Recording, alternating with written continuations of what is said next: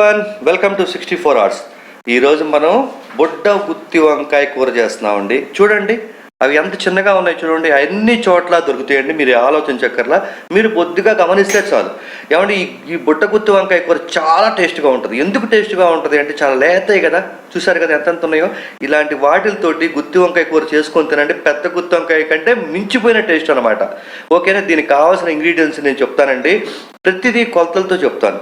నేను ఎప్పుడైనా సరే అండి, కొలతలు అనేది కరెక్ట్గా ఉంటేనే మంచి టేస్ట్ వస్తుంది, పర్ఫెక్ట్గా వస్తుంది. కొలతలు అనేది చాలా ముఖ్యం.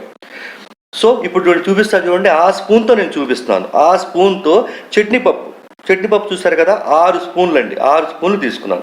తర్వాత వెల్లుల్లిపాయలు 15 అండి. అవి వెల్లుల్లిపాయలు ఎప్పుడైనా సరే పొట్టు తీయాలండి, పొట్టు తీసి వేయండి, అది మంచిది. తర్వాత ధనియాలు వచ్చి 1 స్పూన్ అండి. ఉప్పు కూడా చూసారు కదా, మీకు అర్థమైపోతుంది దాన్ని బట్టి, ఉప్పును బట్టి కూడా. తర్వాత నువ్వులండి, తర్వాత వచ్చి 1 స్పూన్ అండి. తర్వాత కొబ్బరి పొడి వచ్చేసేసి 2 స్పూన్లు అండి. తర్వాత ఎండుమిరపకాయలు ఒక 20 తీసుకున్నానండి. తర్వాత కొత్తిమీర, పసుపు అండి. ఉల్లిపాయ అంటే ఈ మాత్రం ఉల్లిపాయ అనేది నేను కొద్దిగా తీసుకున్నానండి. ఇది చేయటం చాలా ఈజీ. బుడ్డ వంకాయ గుత్తి కూర చేసి మీరు తినండి, ఎలా ఉంటుందో చూడండి. 1/2 కేజీ వీటికి ఎంతమందికి వస్తుంది? 4-5కి చక్కగా వస్తుంది. 1/2 కేజీ బుడ్డ వంకాయలు. ఇక చేసేద్దామా? ఫట్.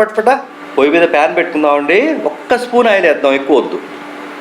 కొద్దిగా హీట్ అవ్వాలి.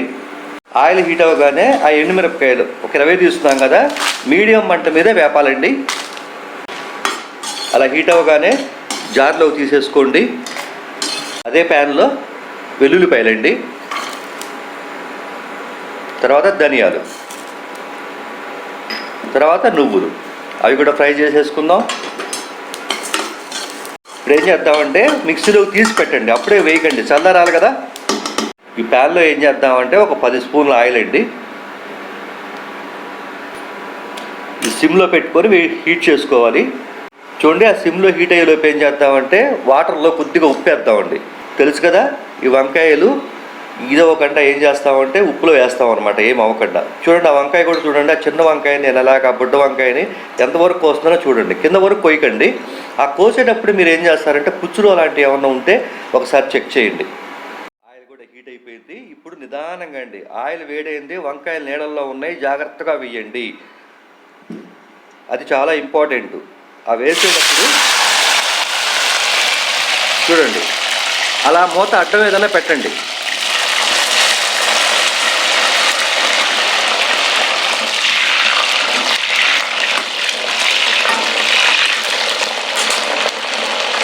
కొద్దిగా ఉప్పు వేద్దామండి, మెత్తటి ఉప్పు అండి, అది లైట్గా వేసేద్దాము. వేసి మూత పెట్టాలండి. ఒక్కసారి కలిపేసేద్దాం. ఆ ఉప్పు అంతా కలవాలి కదా,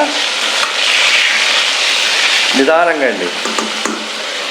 ఏమండి, చాలామంది కామెంట్ సెక్షన్లో రకరకాలుగా పెడుతున్నారు. ఏం పెడుతున్నారో మీకు తెలుసు. ఏమండి, నేను ఇందాక చెప్పాను, వంకాయలు వేసేటప్పుడు మూత ఇలా అడ్డం పెట్టండి, స్ట్రైట్గా ఉండండి అని చెప్పాను. మరి ఇన్ని జాగ్రత్తలు ఇవన్నీ చెప్పేటప్పుడు కొంత సమయం 1 or 2 minutes ఎక్కువ పడుతుంది కదా, 3 minutes అన్న ఎక్కువ పడుతుంది కదా.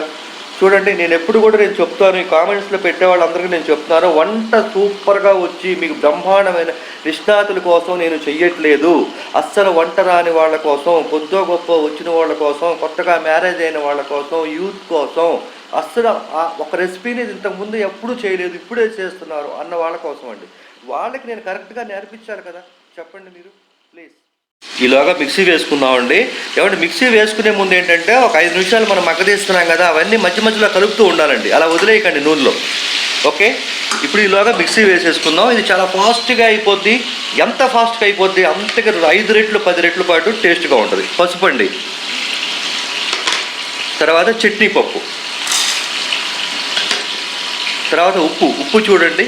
ఉప్పు అయితే చాలా జాగ్రత్తగా చూడండి. Okay, mixie వేసుకొచ్చేద్దాం. ఈలోప ఆ బుట్ట వంకాయలు కూడా మగ్గిపోతాయి.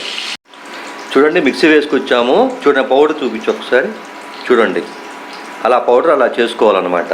ఈలోపు ఏం చేద్దామంటే ఈ పక్కన మూత తీసేద్దామండి.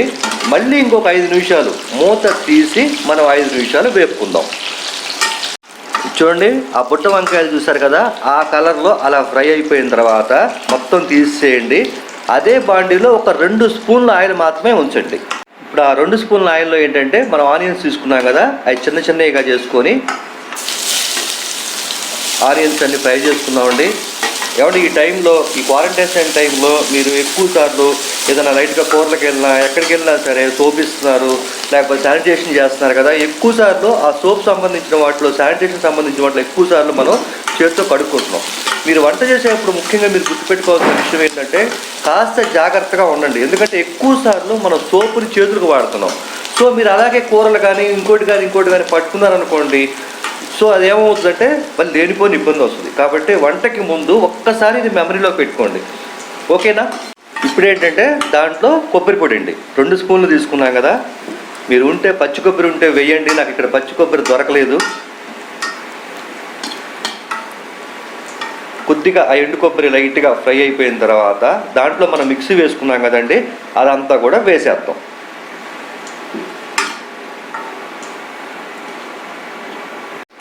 జస్ట్ అండి ఒక్క నిమిషమే ఫ్రై చేశాను, ఎక్కువ చేయలేదు. ఇప్పుడు ఏం చేద్దామంటే పొయ్యి ఆపేయండి, స్టవ్ ఆఫ్ చేసేయండి. ఇప్పుడు అదే వేడి మీద చక్కగా అండి వేడిగానే చక్కగా పెట్టేసేయచ్చండి, ఏం ఇబ్బంది లేదు.